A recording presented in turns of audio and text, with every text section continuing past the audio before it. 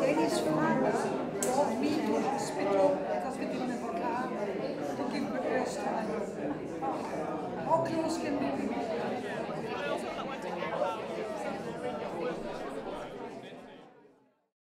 It's my privilege as the publisher of Danny's books, 10 Questions You Must Answer Before You Die, to welcome you all here. First of all, I'd like to acknowledge the traditional owners of this place, Macquarie Bank. As Danny's publisher, if you like the book, I strongly encourage you to buy it for a friend. If, on the other hand, you don't like the book, buy one for an enemy. I know Danny well. Danny put a lot of effort into this book. He wrote the book without fear, without favor, without research. I want to acknowledge and say thanks to a number of people. Maria Carlton of Maruki Books, Dave Main of Main Photographics, who is here, Adele Taylor of N Graphics, who is also here, and Robin Henderson for her support and encouragement. Right now, I am to introduce Danny. This is Danny.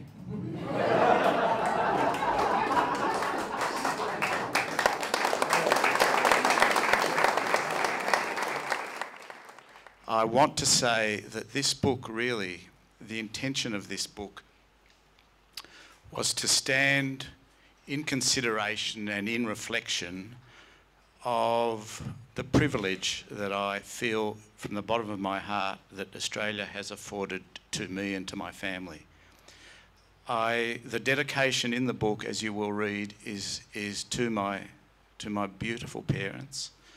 The front cover of the book is my mother's parents, my omama and my opapa. And the book really is an expression of the gratitude that I have to come from the family that I do and to be brought up in this country. It is now my pleasure and privilege to introduce Mr. Kurt Mosberg. My association with Danny's parents and grandparents goes back when we were both refugees in China, having fled independently Vienna in 1938. I have known Dieter and Paul for a very, very long time, a lifetime, in fact, since we met in China over 60 years ago. Like Dieter and Paul, we are new immigrants, never believed we would be here in the beautiful country of Australia and felt so privileged that Australia expected us. I have been privileged to be on every occasion of joy and sorrow with the Beran family, including some heated card games called Schwarze Katz, where we had a hell of a lot of fun. When Danny's father enjoyed so much, Dieter and Paul were such fine people, would have been proudly enjoyed this occasion today. I just want to wish Danny every success in his future and good luck.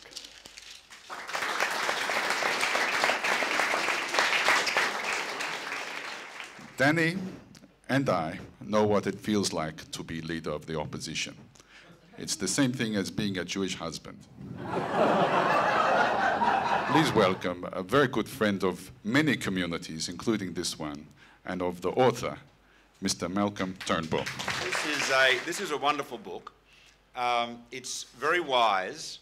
It's very short too, which is a good thing in a book. There's nothing worse. Well, it is. It's true. You know, we're all busy, and it's good to have something that you can read You quickly and then you can read it again. It's the sort of thing to mull over. Those values of asking yourself, what am I really trying to achieve? What am I telling my children? What example am I giving my children? What are my goals? What are my priorities? These fundamental questions are ones that we all know are fundamental, but how often do we actually ask them? You've given so much to the community through your work as a doctor, and now you've given us great wisdom in this book, which I'm very honoured to have been invited to write a few words as a foreword. Well done, Danny.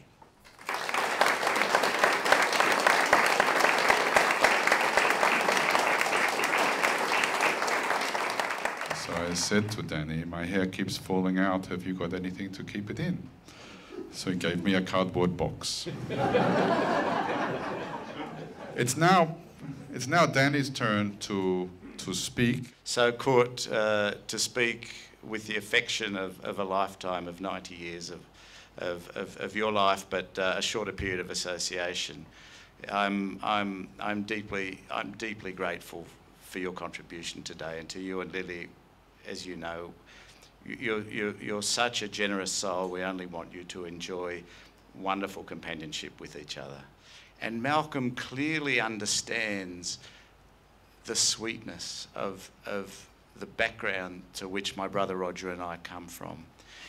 We have a beautiful past of which we're immensely proud. I also am greatly sensitive and conscious of what Australia is and what opportunity it affords. It is the best country in the world. It is such a magnificent place where people can be so expressive and so free. And in writing this book, it's really about gratitude to that.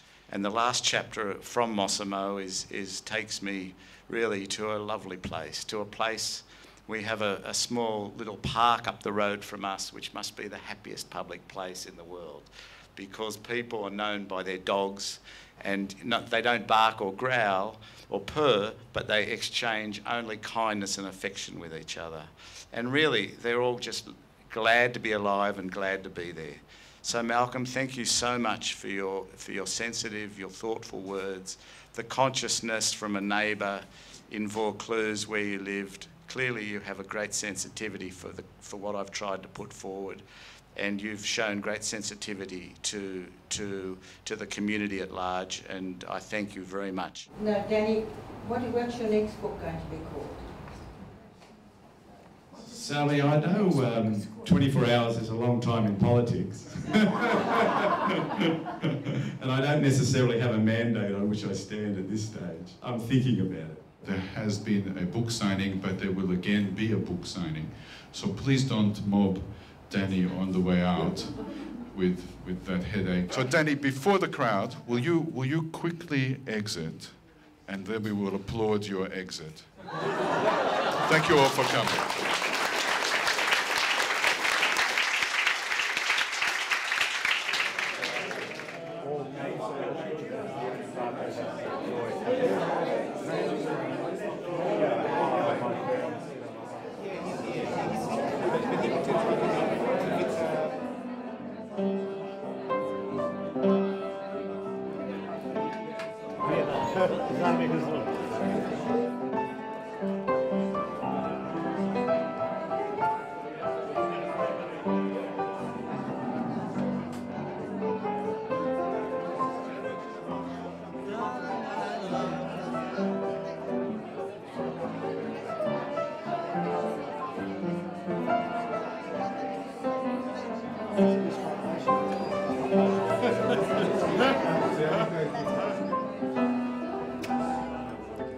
Okay, look, we've just had a launch. I have to say that Tam Holborn has to be not only the world's best organiser, but the world's best PA.